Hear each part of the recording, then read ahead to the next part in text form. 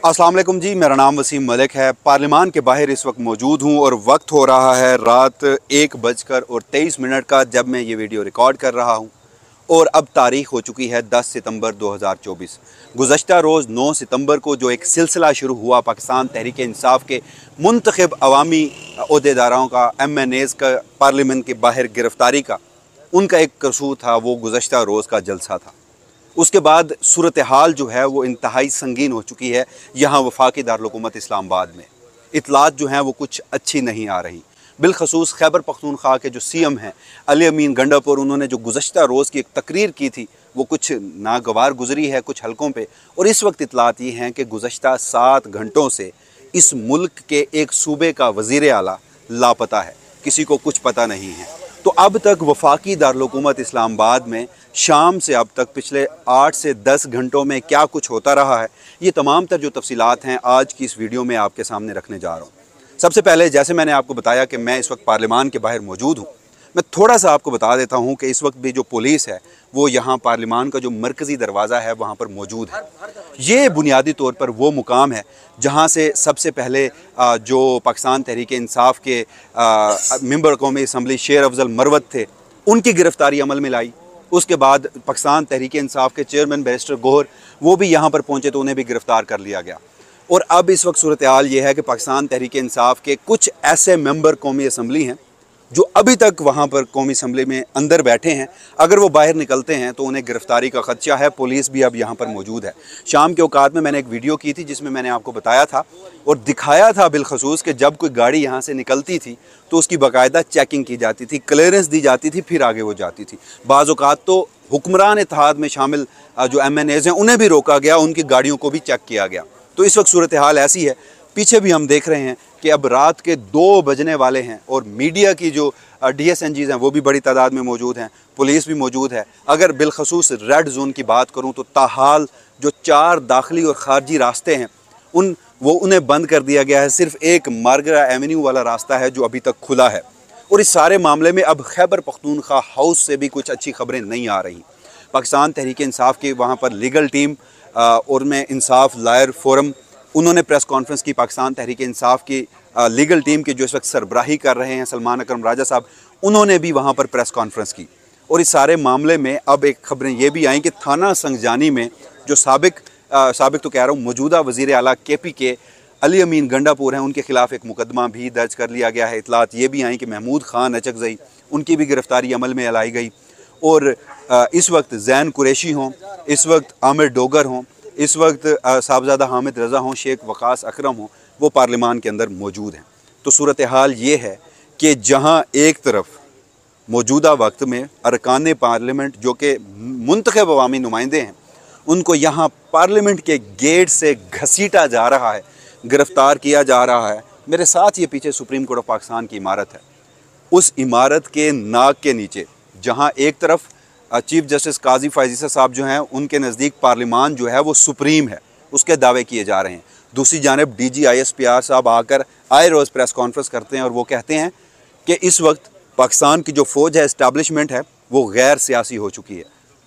मुस्लिम league नून हो, peoples party हो, ये जमहूरियत के चैम्पियन और अलमबरदार बनते हैं।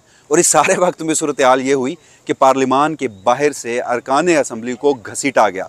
आज पार्लियामान के बाहर पुलिस ये कारनामे सर अंजाम दे रही है, तो क्या बईद है कि कल को पार्लियामान के अंदर भी सारे मामलात हों।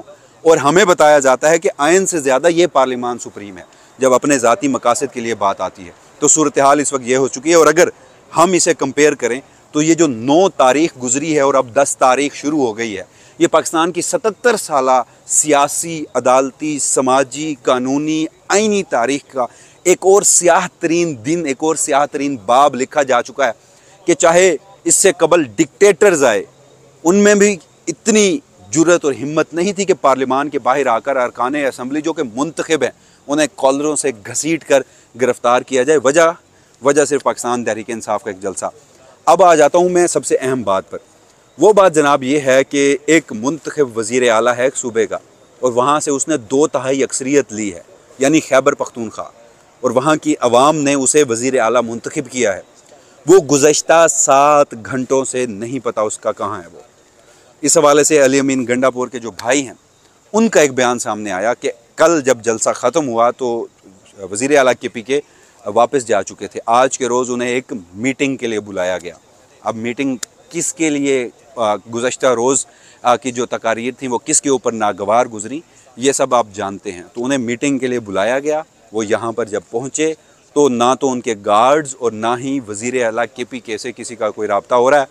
मीनवाइल KPK में जो गवर्नर राज है उसकी भी बातें हो रही हैं और इसी वजह से कल के रोज़ हंगामी तौर पर एक इजलास बुलाया गया है खैबर पख्तूनख्वा असम्बली का और एक कमेटी भी बना दी गई है। तो जो अली अमीन गंडापुर हैं उनके भाई का अभी तक की जो इतलात हैं उनका यही कहना है कि अगर कल तक अली अमीन गंडापुर मंजर आम पर नहीं लाए जाते तो फिर फ़ैसला खैबर पख्तूनख्वा की आवाम करेगी। तो इस सारे मामले में जहाँ पॉलिटिकल स्टेबिलिटी चाहिए थी हमें, वहाँ इस मुल्क की फ़ौजी इस्टेब्लिशमेंट को, इस मुल्क की मौजूदा हुकूमत को और रियासती मशीनरी को ये तक बर्दाश्त नहीं हुआ कि पाकिस्तान तहरीक इंसाफ ने एक जलसा किया।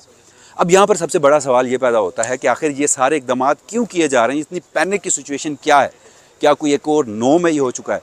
तो उसकी बुनियादी सी वजह है 9 मई के बाद गुज़श्ता रोज़ पाकिस्तान तहरीक इंसाफ ने ग़ालिबन 16 महीनों के बाद यहाँ शहर इक़्तिदार में एक जलसा किया और मैं आपको बता चुका हूँ कि वो जलसा पाकिस्तान तहरीक इंसाफ की एक्सपेक्टेशन से भी ज़्यादा था, बड़ा था। वो जो पावर शो था उसने इक़्तिदार की मसनद पे बैठे लोगों की चोलें जो हैं वो हिला कर रख दी और उससे क्या हुआ, पाकिस्तान तहरीक इंसाफ के लोगों में एक नया वलवला, नई जान पैदा हुई। हमने ये देखा था कि कोशिश थी इस वक्त रियासत की कि PTI को क्या कर दिया जाए, नाउमीद कर दिया जाए और फिर उस नाउमीदी में कल के रोज़ कुछ तकारीर हुई, बिलखसूस मुराद सईद साहब की तकरीर थी, जो KPK के वज़ीर आला हैं उनकी तकरीर थी, तो उससे चार्ज्ड हुए लोग और अब उस सारे मामले को कूल डाउन करने के लिए लाहौर का जलसा उसे ना करवाने के लिए सारे इक़दाम जो हैं वो बरहल किए जा रहे हैं। तो अब जैसे मैंने आपको बताया शाम से अब तक की जो कुछ बड़ी डेवलपमेंट्स हैं वो मैं आपके सामने रख देता हूँ। पाकिस्तान तहरीक इंसाफ के जो 2 MNAs हैं, शेर अफजल मरवत साहब हैं और जो बैरिस्टर गौर साहब हैं, वो पार्लियामान के बाहर से गिरफ़्तार किए गए और उसके बाद अभी अब से कुछ देर कबल यहीं पार्लियामान में जो KPK से ही एक और पाकिस्तान तहरीक इंसाफ के मुंतखब MNA थे उन्हें भी यहाँ पर घसीट कर गिरफ़्तार किया गया। 3 लोग जो हैं वो गिरफ़्तार हो चुके हैं, 4 लोग जो हैं इस वक्त अंदर बैठे हैं, पुलिस बाहर इंतज़ार कर रही है। रात के 2 बजने वाले हैं। जो अली अमीन साहब हैं वो गुज़श्ता 7 घंटों से लापता हैं और उनके ख़िलाफ़ थाना संगजानी में एक मुकदमा जो है वो दर्ज किया जा चुका है। KPK की असम्बली का इजलास बुलाया जा चुका है। उसके अलावा जो दीगर इतलात हैं, शुएब शाहीन जो है उन्हें भी गिरफ़्तार किया गया है। आमिर मुग़ल साहब उनके लिए छापे मारे जा रहे हैं। खालिद खुर्शीद उनको ढूंढा जा रहा है, वो इस वक्त गिरफ़्तार नहीं हुए, ताहाल वो सेफ़ मुकाम पर मौजूद हैं। उमर अयूब साहब के लिए कोशिशें की जा रही हैं, ज़रताज गुल की गिरफ़्तारी के लिए कोशिशें की जा रही हैं और इतलात ये भी आ रही हैं कि रावलपिंडी में जो पाकिस्तान तहरीक इंसाफ के बशारत राजा साहब थे उनके घर पर छापा मारा गया और उससे बढ़कर देखिए किस तरह एक ख़तरनाक कार्ड खेला जा रहा है, सूबों को लड़वाया जा रहा है कि यहाँ वफाकी दारुल-हुकूमत इस्लामाबाद के KP हाउस में KPK के जो लोग हैं, मुंतखब MNAs हैं, उन्हें दाखिले की इजाज़त नहीं है और उससे भी बढ़कर पुलिस अब पर तोल रही है कि KPK हाउस में अली अमीन गंडापुर की गिरफ़्तारी के लिए, हालांकि वो लापता हैं और इस मुल्क में जो लापता होता है वो कहाँ होता है सबको पता है, फिर भी KPK हाउस में घुसने की तैयारी की जा रही है। तो सूरत हाल यहाँ वफाकी दारुल-हुकूमत इस्लामाबाद में इंतहाई संगीन हो चुकी है।